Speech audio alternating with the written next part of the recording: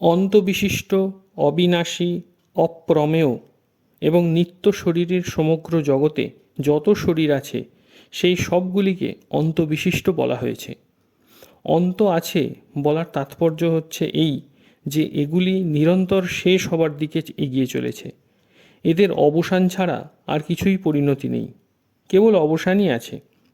উপরিউক্ত পদে শরীরের উল্লেখে এক বচন ব্যবহৃত হয়েছে এবং শরীরগুলির জন্য বহু বচন ব্যবহৃত হয়েছে। এর একটি কারণ হল যে প্রত্যেক প্রাণীর স্থূল, সূক্ষ্ম এবং কারণ এই 3 রকম শরীর থাকে। অপর কারণ হলো এই যে জগতের সমস্ত শরীরগুলিতেই সেই এক শরীরই পরিব্যাপ্ত হয়ে আছে। পরবর্তী 24তম শ্লোকেও একে সর্বগত পদ দ্বারা সব কিছুতেই ব্যাপক বলে জানানো হয়েছে। শরীরই অবিনাশী এবং এর প্রকাশক্ষেত্ররূপ সমস্ত শরীর বিনাশশীল। অবিনাশীকে যেমন কেউ বিনাশ করতে পারে না, তেমনি বিনাশশীলকেও কেউ অবিনাশী করতে পারে না।